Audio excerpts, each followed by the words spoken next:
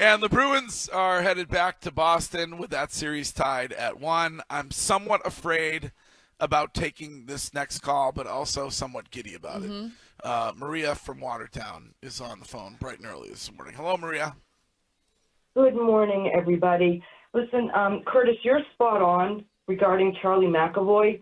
I don't know what is going on with him in terms of, his workload has been off the charts all season long. It's been off the charts in the playoffs, but you're simply not getting, in my view, quality minutes from him. You're whiffing, you're making soft plays with the puck, you're screening your goalies, and he wasn't alone last night. The Bruins' defensive structure was virtually non-existent last night, but something is not correct with that young man right now. And what do you think is he hurt? On Matthew Tkachuk, Maria, you think he's hurt?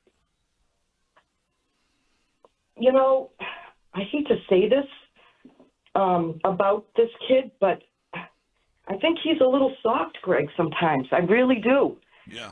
I've seen him go down when he gets hit, and it looks like, sometimes a little bit of a nothing, and there's some, exaggeration of it. And, so I'm not quite sure. Maybe it's a cumulative thing of, little things that have caught up to him. But at some point, if they want to try and get through this series, they've got to maybe find a way to limit his minutes in some manner, whether that's getting Peak back on the ice. But, you're just not getting good quality minutes from him. But that aside, and I hate to use this excuse, but they all looked gassed last night. I think, minus the Toronto Game 7. The first period, though. I mean, minus the first period. And the adjustments, that Paul Maurice made, even though he has a face that I want to walk up to and slap, and I don't know why ESPN feels the need to keep showing us close-ups of this guy's face, every time they get a chance. But here's a challenge that I want to issue, and I'm issuing it directly to either Justin Brazeau or Trent Frederick. I don't care how you do it. I don't care when you do it. I'm really not even concerned at this point about winning the series as much as I would like to. One of the two of you need to kick the ever-loving crap out of Matt Tkachuk once and for all. I said it at the start of the show. Beat the bag out of him. I know you did, and I agree with you.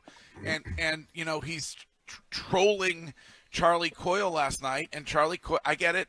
Whatever, you don't want to take it. You don't want to take the penalty. It doesn't matter.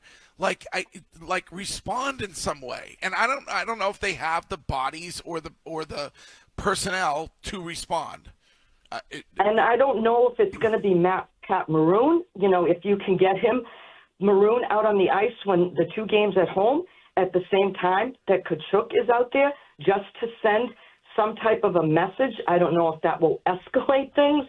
It could work one way or the other if you're the Florida Panthers, and I dare I say it might just fuel their fire a little bit, but just in terms of a bit of a moral victory, because for some reason Tkachuk gets treated like some type of hockey royalty on the part of the linesmen. They're so quick to jump in to protect this little bleep stirrer. Even last night when he's on the ground, and linesmen feel the need to protect him from David Pastrnak. Are you friggin' kidding me now? So, that's what I want to see. I'm going to erase that game. I wanted them to take one game in Florida. They did. Come home, regroup. You get last change. Swayman will be back in net. You had your opportunities in the first period. Guys, you got to bury those chances. Well, you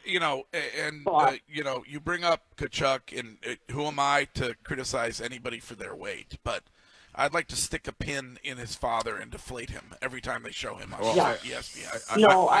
I'm with you. But they're getting treated like hockey royalty. That's why. That's why. All right, Maria, thank you. What, Curtis? I was just going to say, I haven't ever skated. I had the chair at the little pond in Dover. Yeah. In Dover, you could outsource your skating. So I think I'm a better skater than Pat Maroon. I really and truly do. He is, oh my God, is he slow. Like, Yeah, I feel like watching Maroon is like watching Jackson get a cut he forgot about for Courtney's trending. But he's not there to be a speedster. I mean, that's not what he does. Okay, but how about skating? Isn't that part of it? Yeah, if he knows how to skate, he's just a big body out there, Oh, my God. It's like slow motion. It was like Maria's call. It was like 16 minutes long watching him get the puck. Maria, more positive than I thought she would be today, though. Me too. That makes me feel better. I love Maria. Very nice lady.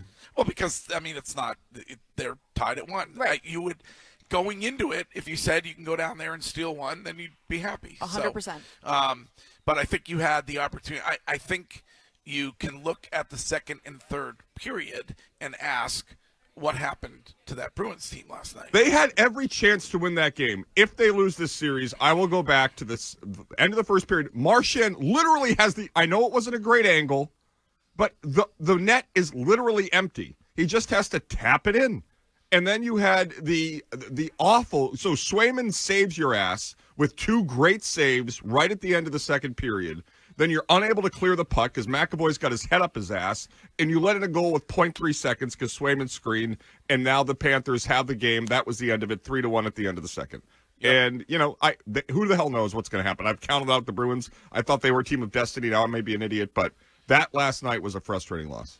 And Jeremy Swayman is in net on Friday night, right? We don't have to worry. We don't have to worry about that tomorrow night. I'm sure we'll get 10 calls, but no, he will be starting on Friday night at the Garden.